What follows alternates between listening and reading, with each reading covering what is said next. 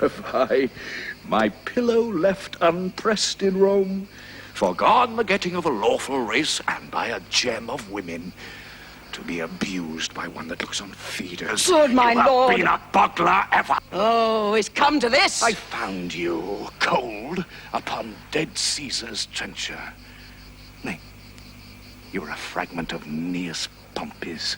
Besides, what hotter hours, unregistered in vulgar fame, you have luxuriously picked out. For I'm sure, though you can guess what temperance should be, you know not what it is. Wherefore is this? Let a fellow that will take rewards and say, God quit you, be familiar with my playfellow, your hand. This kingly seal and plighter of high hearts, swore that I were up on the hill of Basan to outroar the horned herd. As he whipped. Soundly, my lord. Cried he and begged a pardon. He did ask favour. Get thee back to Caesar, tell him thy entertainment. Look, thou say he makes me angry with him, for he seems proud and disdainful, harping on what I am.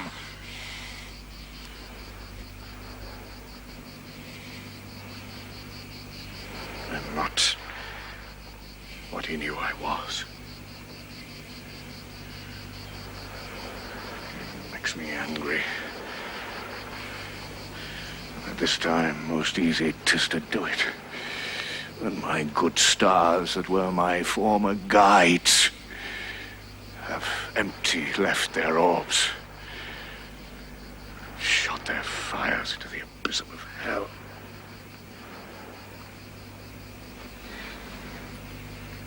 Hence with thy stripes. Be gone!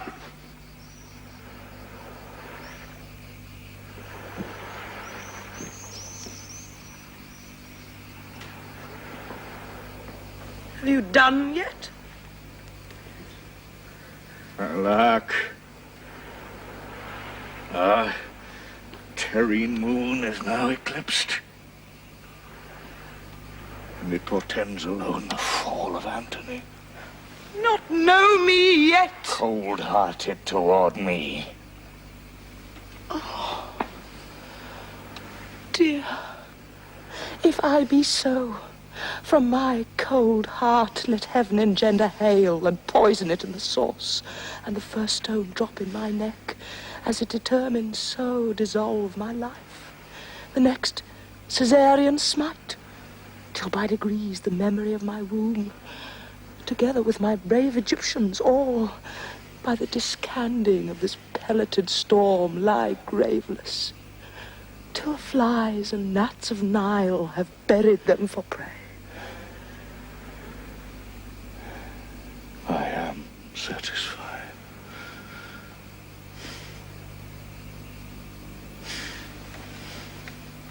Caesar sits down in Alexandria, where I will oppose his fate. Our force by land hath nobly held. Our severed navy, too, hath knit again and fleet, threatening most sea-like. Where hast thou been, my heart? Dost thou hear, lady? If from the field I shall return once more to kiss these lips, I shall return in blood. I and my sword will earn our chronicle. There's hope in't yet. That's my brave lord. I will be treble-sinewed, hearted-breathed, and fight maliciously. For when mine hours were nice and lucky, men have ransomed lives of me for jests. But now I'll set my teeth and send to darkness all that stop me. Come, let's have one other gaudy night. Call to me all my sad captains. Fill our bowls once more. Let's mock the midnight bell. It is my birthday. I had thought to have held it poor, but since my lord is Antony again, I will be Cleopatra. Yet do well. Call all his noble captains to my lord. Do so. He'll speak to them, and tonight I'll force the wine peep through their scars. Come on, my queen. The sap ain't yet. The next time I do fight, I'll make death love me, for I will contend even with his pestilent scythe. Now will he outstare the lightning. To be furious is to be frighted out of fear, and in that mood the dove will peck the ostrich. And I see still a diminution in our captain's brain restores his heart. When valor preys on reason, it eats the sword it fights with. I will seek some way to leave him. He calls me boy, and chides as he had power to beat me out of Egypt. My messenger he has whipped with rods. Dares me to personal combat, Caesar to Antony. Let the old ruffian know I have many other ways to die. Meantime, laugh at his challenge. Caesar must think when one so great begins to rage, he's hunted, even to falling. Give him no breath, but now make boot of his destruction.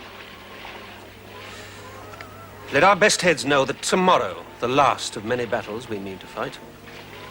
Within our files there are those that served Marc Antony but late enough to fetch him in.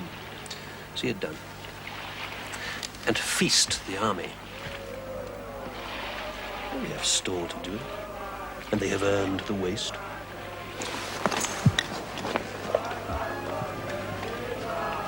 Poor Antony.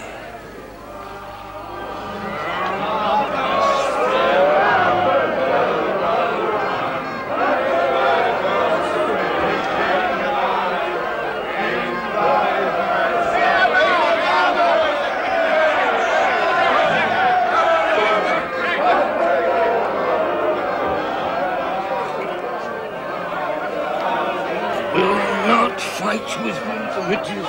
No. Why should he not?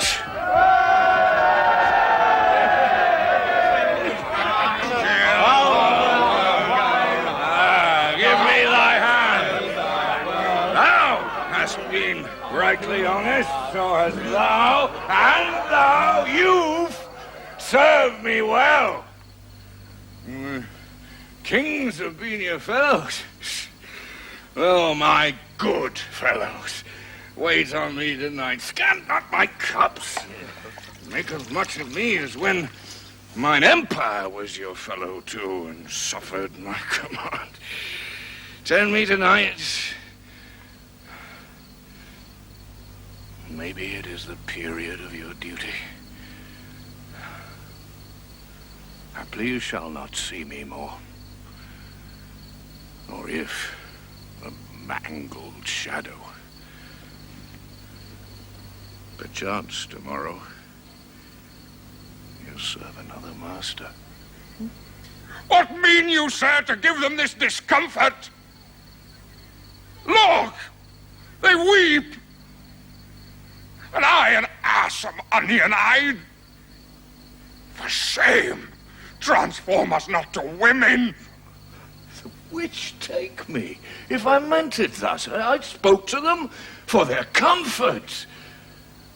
I hope well of tomorrow, and will lead you where rather I'll expect victorious life than death and honor. Let's to supper. Come.